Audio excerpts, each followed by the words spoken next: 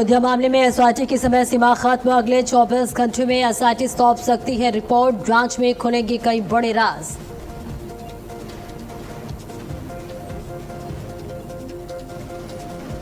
दिल्ली में कांग्रेस की बड़ी बैठक जारी। राहुल गांधी की अध्यक्षता में हो रही है बैठक। संसद सत्र के मुद्दों पर हो रही चर्चा। मौलाना जर्जीश अंसारी का विवादित बयान। भगवान श्री कृष्ण को बताया मुस्लिम, कहा 5 वक्त का नमाजी थे श्री कृष्ण। विवादित बयान का वीडियो वायरल। रामपुर में आजम खान की यूनिवर्सिटी पर चल सकता है बुलडोजर। जौहर यूनिवर्सिटी के 44 में से 38 कमरे तोड़ने का आदेश। मेन गेट पर आम रास्ते का लगाया बोर्ड। ईरान में घुसने की तैयारी में जुटी अमेरिकी सेना। जंग को लेकर ट्रंप का सबसे बड़ा ऐलान, कहा जमीनी जंग का काउंटडाउन शुरू।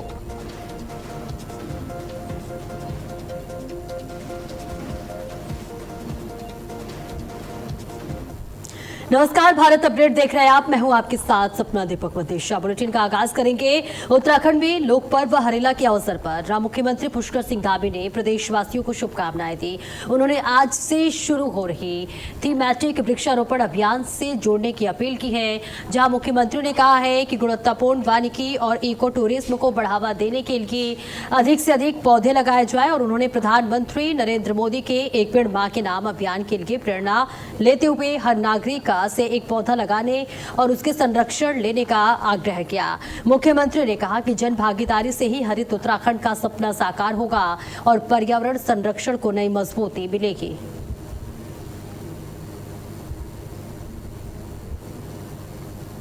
देवभूमि उत्तराखंड की समृद्ध लोक संस्कृति, प्रकृति प्रेम और पर्यावरण संरक्षण की महान परंपरा के प्रतीक पावन लोक पर्व हरेला की आप सभी को हार्दिक शुभकामनाएं। भगवान भोलेनाथ के प्रिय श्रावण मास में मनाया जाने वाला यह पर्व प्रकृति के प्रति हमारी अगाध श्रद्धा कृतज्ञता के साथ यह उत्सव हमें हरियाली, समृद्धि, पर्यावरण संरक्षण और सतत विकास का संदेश देता है। प्रतिवर्ष की भांति इस वर्ष भी हरेला पर्व पर राज्य भर में वृहद स्तर पर थीमेटिक वृक्षारोपण अभियान प्रारंभ किया जा रहा है। इस विशेष अवसर पर 16 जुलाई से प्रारंभ होकर 1 माह तक चलने वाले थीमेटिक वृक्षारोपण अभियान के माध्यम से पर्यावरण संरक्षण के साथ साथ इको टूरिज्म को भी बढ़ावा दिया जाएगा।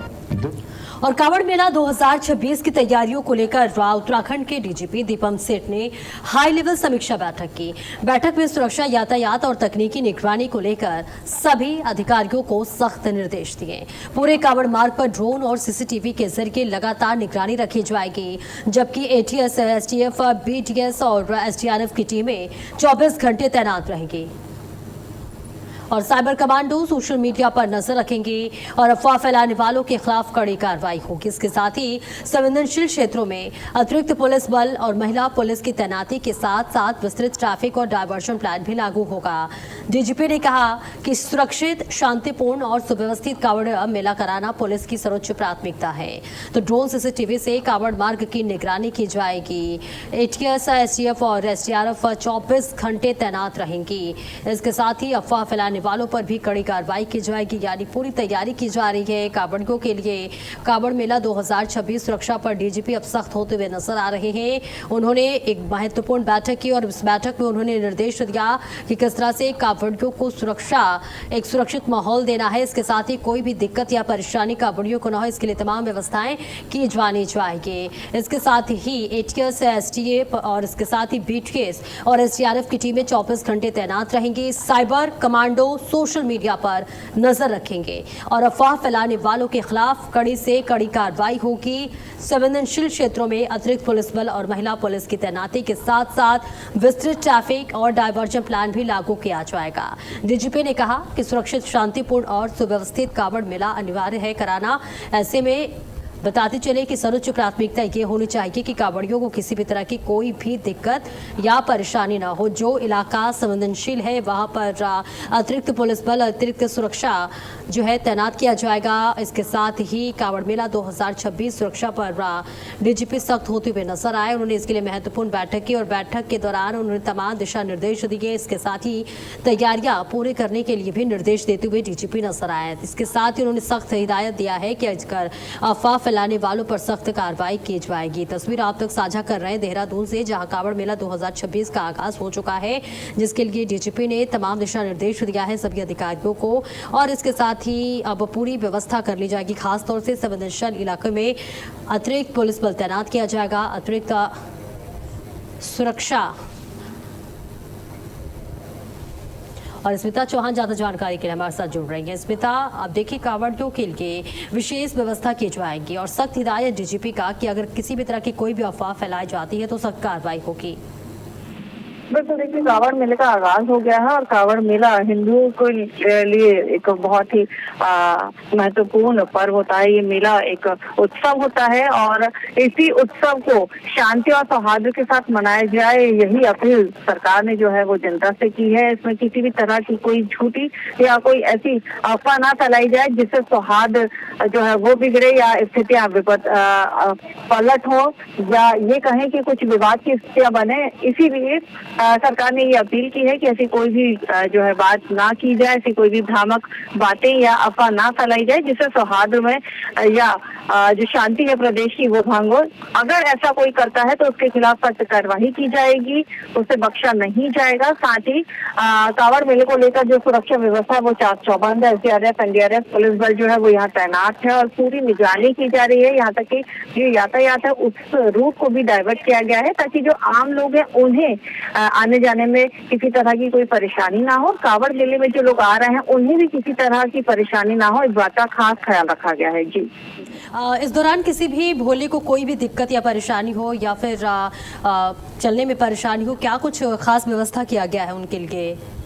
बिल्कुल, देखिए जो भोले इस वक्त यहाँ आते हैं उनके लिए विशेष तौर पर यहाँ पर उनके रुकने की व्यवस्था की जाती है ताकि वो रुककर थोड़ी देर आराम कर सके। उनके भोजन में भी इस बात का खास ख्याल रखा गया है कि जो प्याज लहसुन का परहेज होता है, सात्विक भोजन जो है वो किया जाएगा। यहाँ पर किसी तरह से उनकी जो श्रद्धा है, जो भक्ति है, जो आस्था है, जो नियम है उसे ना तोड़ा जाए, इस बात का खास ख्याल रखा जाएगा। साफ पानी की व्यवस्था की गई है, उनके बैठने की आराम की व्यवस्था की गई है, पंखों की, कूलर की व्यवस्था की गई है ताकि वो थके हारे आए तो उन्हें किसी तरह की कोई परेशानी ना हो। और अगर किसी भोले की तबीयत बिगड़ती है तो उसके लिए डॉक्टर की जो टीम है वो भी यहाँ तैनात की गई है ताकि उनका इलाज हो सके और उन्हें अपनी पूजा भक्ति में किसी तरह की कोई समस्या ना आए, निर्विघ्न वो उसे पूरा कर सके। ये पूरी कोशिश की गई है जिसके लिए सारी व्यवस्थाएं जो है वो चाक चौबंद की गई है।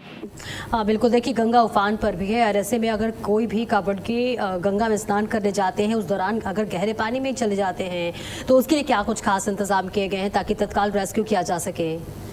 बिल्कुल, देखिए इसके लिए एसडीआरएफ, एनडीआरएफ और जल पुलिस जो है वो लगातार घाटों पर तैनात की गई है। अगर कांवड़िया तेज बहाव में बहते हैं तो तुरंत जो रेस्क्यू टीम है वो वहां पहुंचेगी और उनका रेस्क्यू किया जाएगा, जिसके लिए लाइफ जैकेट जो है वो भी अपडेट की गई है, वो भी अपग्रेड लाई गई है, हाईटेक लाई गई है और पल पल पर जो है वो मॉनिटरिंग की जा रही है और कोशिश यही की जा रही है कि ये ऐसी कोई आपदा या ऐसी कोई स्थिति ना बने, क्योंकि कांवड़ियों का खास ख्याल रखा जा रहा है। और उसके अलावा भी अगर बात करें तो चारधाम यात्रा इस वक्त चल रही है। हालांकि श्रद्धालुओं को थोड़ा कम हो गया, लेकिन फिर भी श्रद्धालु जो है वो आ रहे हैं और ऐसे में जो है अभी नदियां उफान पर है, मानसून है, तो ऐसे में इस बात का खास ख्याल भी रखा जा रहा है और जो निगरानी है वो और ज्यादा पहले से बढ़ा दी गई है।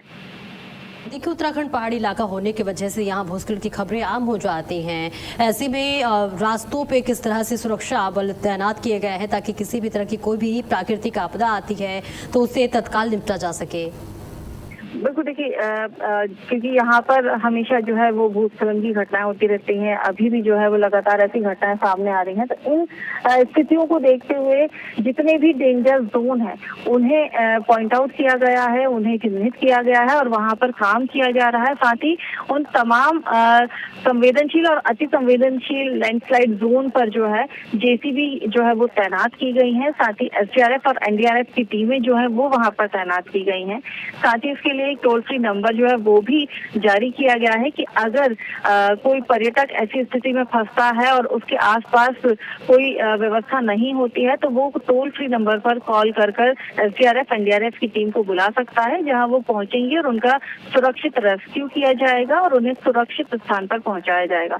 तो कुल मिलाकर अगर देखा जाए तो लैंडस्लाइड जो जोन है उन्हें पॉइंट आउट कर दिया गया है और वहां पर जो टीमें हैं एसडीआरएफ एनडीआरएफ उन्हें लगाया गया है। साथ ही जेसीबी जो है उन्हें वहां पर लगाया गया है ताकि अगर लैंडस्लाइड होता है तो तुरंत जेसीबी की मदद से रास्ते को साफ कर दिया जाए ताकि यातायात जो है वो बाधित ना हो, जो यात्रा है वो सुगम तरीके से चलती रहे।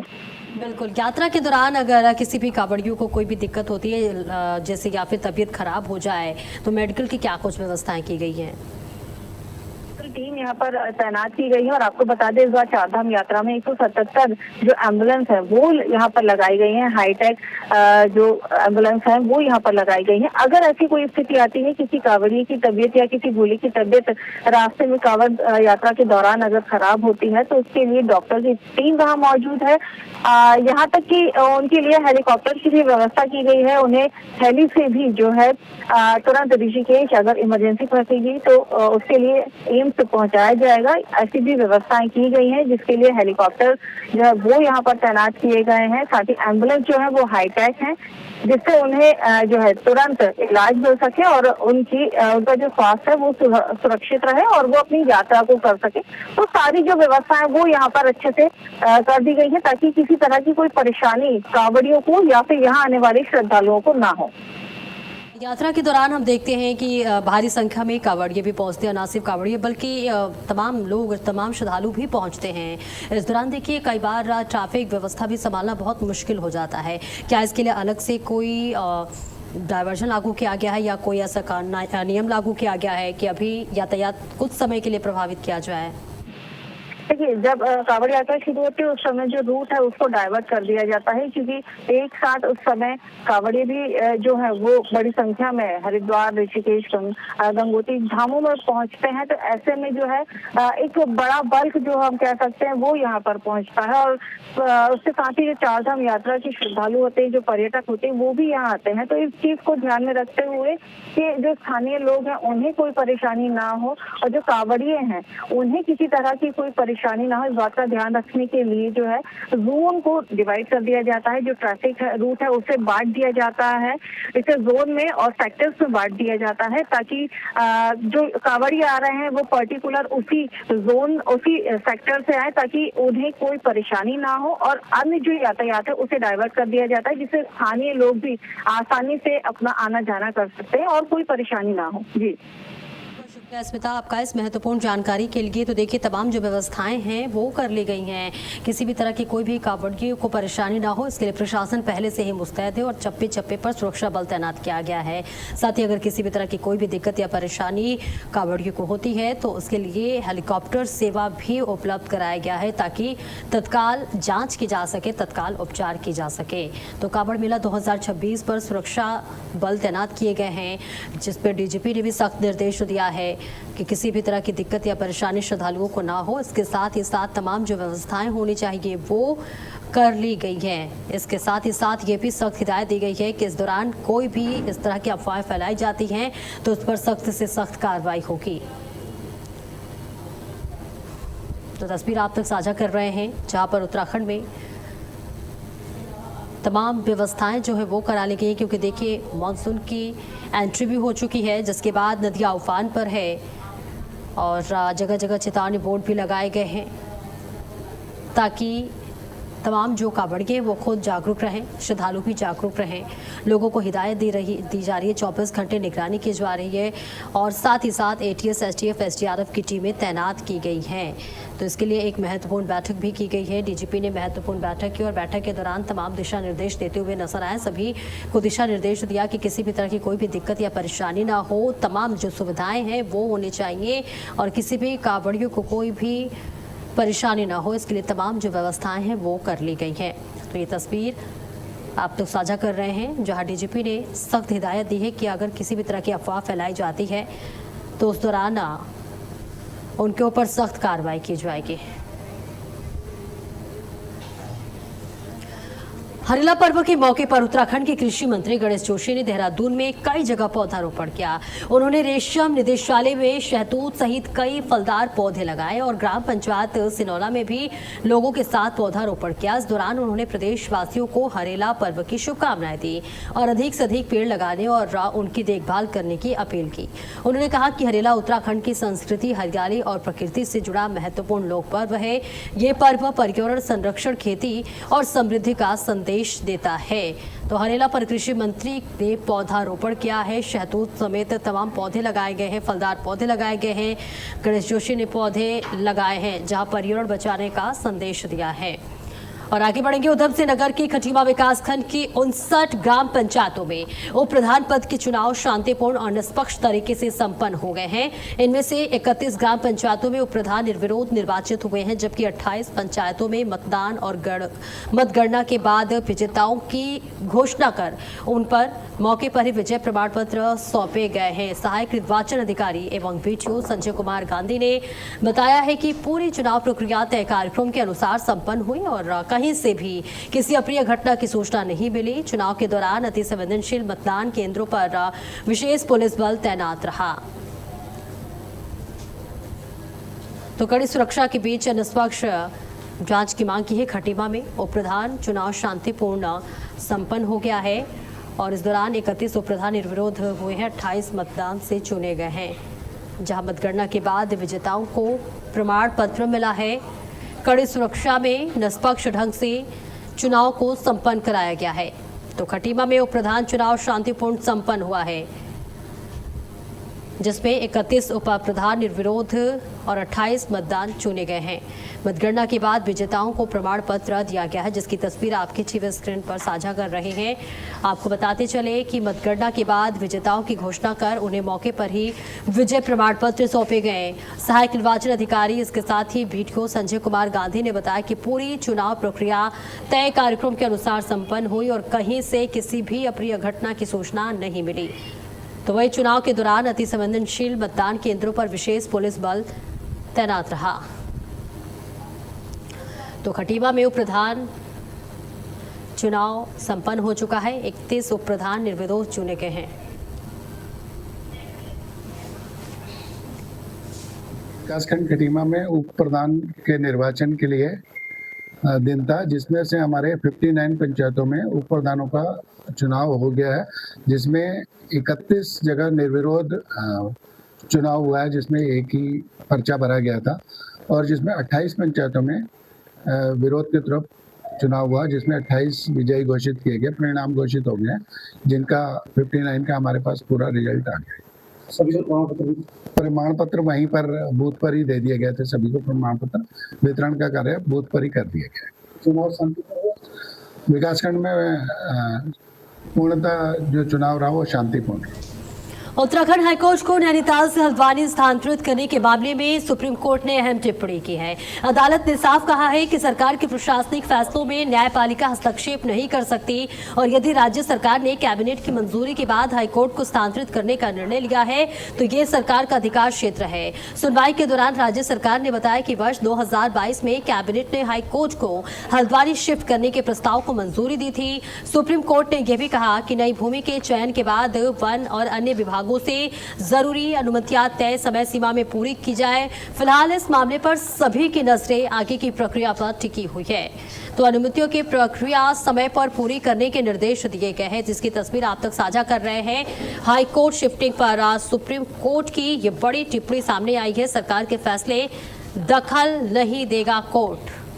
तो हल्द्वानी शिफ्टिंग पर सुनवाई में ये बड़ा संकेत देखने को मिला है, जहां अनुमतियों की प्रक्रिया समय पर पूरी करने के निर्देश दिए गए हैं। तो ये तस्वीर आपके टीवी स्क्रीन पर साझा कर रहे हैं। हाईकोर्ट शिफ्टिंग पर सुप्रीम कोर्ट की ये टिप्पणी सामने आई है। सरकार के फैसले में दखल नहीं देगा कोर्ट। इसके साथ ही बता दें कि सुनवाई के दौरान राज्य सरकार ने बताया है कि वर्ष 2022 में कैबिनेट ने हाईकोर्ट को हल्द्वानी शिफ्ट करने के प्रस्ताव को मंजूरी दी थी। सुप्रीम कोर्ट ने यह भी कहा कि नई भूमि के चयन के बाद वन और अन्य विभागों से जरूरी अनुमतियां तय समय सीमा में पूरी की जाए। फिलहाल इस मामले पर अब सभी की नजरें टिकी हुई हैं कि आगे प्रक्रिया क्या कुछ होगी। फिलहाल ये तस्वीर आप तक साझा कर रहे हैं कि मामले में सभी की नजरें आगे की प्रक्रिया पर टिकी हुई हैं। इसके साथ ही साथ अन्य विभागों से जरूरी अनुमतियां तय समय सीमा में पूरी की जाए, ऐसे भी निर्देश दिए गए हैं। तो तस्वीर बता रहे हैं, आपको बता दें कि सरकार के फैसले पर ये बड़ी टिप्पणी सामने आई है। हल्द्वानी शिफ्टिंग पर सुनवाई में बड़ा संकेत मिले हैं। अनुमतियों की प्रक्रिया समय पर पूरी करने के निर्देश दिए गए हैं। तो आपको बता दें चले कि सुप्रीम कोर्ट में जो मुद्दा था वो यहाँ के डिवीजन बेंच रितु बहारी और ऑनरेबल जस्टिस थपलियाल ने इसकी एक बेंच IDPL ऋषिकेश ले जाई जाए और उस पर प्लेबिसाइट हो, और उस ऑर्डर को चैलेंज किया सुप्रीम कोर्ट पे। तो मुद्दा तो ये था सुप्रीम कोर्ट के पास। तो आज वो मैटर शायद इन लोगों ने उसको अर्ली हियरिंग या जो भी है आज उसको लगाया। तो अब वहाँ एक चीज़ है कि ऐसा लगा कि जैसे चीफ जस्टिस सबको मालूम था कि हाई कोर्ट ने कोई प्रपोजल है कैबिनेट के मिनट तो पिछली वाली पिटीशन में थी नहीं। तो ये कहते हैं कि कैबिनेट ने अप्रूव किया कि हाई कोर्ट को शिफ्ट करेंगे नैनीताल से हल्द्वानी। और उत्तराखंड STF के SSP अजय सिंह ने अभिभावकों को ऑनलाइन गेमिंग और साइबर ठगी को लेकर सतर्क रहने की सलाह दी है। उन्होंने कहा है कि पढ़ाई या मनोरंजन के नाम पर बच्चों को मोबाइल देना आम बात हो गई है, लेकिन उसकी निगरानी नहीं होने से बच्चे गेमिंग ऐप्स की लत का शिकार हो रहे हैं। कई मामलों में गेमिंग के दौरान खतरनाक लिंक और फर्जी ऐप्स के जरिए बैंक खातों से बड़ी रकम भी उड़ाई जा चुकी है। वहीं SSP ने कहा है कि अभिभावक समय समय पर बच्चों की मोबाइल की जांच करें, अनावश्यक ऐप्स डाउनलोड न होने दें और बच्चों को साइबर सुरक्षा के प्रति जागरूक बनाएं ताकि वे किसी भी ऑनलाइन ठगी का शिकार ना हो सके। तो गेमिंग ऐप से खाली हो सकते हैं बैंक खाते। ऐसे में अपने बच्चों को जब भी मोबाइल दें तो उनकी गतिविधियों पर नजर रखें। इसके साथ ही ऑनलाइन गेमिंग से लगातार साइबर फ्रॉड का खतरा बढ़ता हुआ नजर आ रहा है, जिसके बाद STF ने अभिभावकों को चेतावनी जारी की है। STF ने कहा है कि अपने बच्चों पर निगरानी रखें। आजकल मोबाइल लेना और चलाना बेहद आम बात हो गई है, लेकिन ऐसे में अपने बच्चों को जब भी मोबाइल दें तो उनकी गतिविधियों पर निगरानी रखें। इसके साथ ही ये भी निगरानी रखें कि कहीं कोई भी ऐसा ऐप डाउनलोड ना कर ले, फर्जी ऐप डाउनलोड ना कर ले जिससे कि आपके बैंक खातों के पैसे उड़ जाएं। तो गेमिंग ऐप से खाली हो सकते हैं आपके बैंक खाते। इस वजह से बेहद सतर्क रहने की बहुत जरूरी है। अनावश्यक ऐप्स डाउनलोड ना होने दें। बच्चों को साइबर सुरक्षा के प्रति जागरूक बनाएं ताकि वे किसी भी ऑनलाइन ठगी का शिकार ना हो। तो STF ने तमाम अभिभावकों के लिए ये चेतावनी जारी की है और साथ ही कहा है कि बच्चों की मोबाइल की गतिविधियों पर नजर बनाए रखें, निगरानी बनाए रखें। इसके साथ ही कई मामलों में गेमिंग के दौरान खतरनाक लिंक और फर्जी ऐप्स के जरिए बैंक खातों से बड़ी रकम भी उड़ाई जा चुकी है। ऐसे में सतर्क रहना बेहद जरूरी है। SSP ने कहा है कि अभिभावक समय समय पर बच्चों के मोबाइल की जांच करें, अनावश्यक ऐप्स डाउनलोड ना होने दें और बच्चों को साइबर सुरक्षा के प्रति जागरूक बनाएं। आजकल पेरेंट्स को मोबाइल दे देते हैं शुरुआती स्टेज में ही। कभी कभी बच्चों की पढ़ाई के लिए भी मोबाइल की आवश्यकता होती है, बट उसकी मॉनिटरिंग नहीं कर पाते और उसमें कहीं ना कहीं बच्चा जो है गेम्स की लत में पड़कर, और देखा गया ऐसे काफ़ी सारे ऐसे केसेस रिपोर्ट हुए जहाँ अच्छे खासे पैसे जो है अकाउंट से चले गए हैं। तो इसको देखते हुए पेरेंट्स की जिम्मेदारी कि ऐसे ऐप्स को मॉनिटर करें और खासकर सिर्फ पढ़ाई और उसके जो यूज़ है उसके लिए तहती रखें। इस तरह के ऐप्स को डाउनलोड ना करने दें और समय समय पर जो इसकी मॉनिटरिंग भी करें। और इसमें बेसिकली अवेयरनेस बहुत बड़ी चीज़ है। बच्चे अवेयर नहीं होते हैं कि वो किसी गेमिंग ऐप में जा रहे हैं तो उसकी लत भी पड़ सकती है उन्हें, और धीरे धीरे स्टेज में वो अन्य जो है इस तरह के रिलेटेड लिंक्स पर चले जाते हैं जहाँ कहीं ना कहीं साइबर फ्रॉड की भी संभावना रहती है। तो बेहद सतर्क रहने की ज़रूरत है, क्योंकि देखिए लगातार एसडीएफ भी चेतावनी देते हुए नजर आ रहे हैं। तमाम अभिभावकों के लिए चेतावनी जारी की गई है कि जब भी अपने बच्चों को फ़ोन दे, मोबाइल दे, तो उनकी गतिविधियों पर निगरानी बनाए रखें, क्योंकि ये भी ध्यान देना ज़रूरी है कि कुछ ऐसे लिंक्स डाउनलोड ना हो जाए, ऐसे ऐप्स डाउनलोड ना हो जाए जिससे कि खतरा बन जाए। इसी के साथ इस बुलेटिन में इतना ही। खबरों का सिलसिला लगातार जारी है।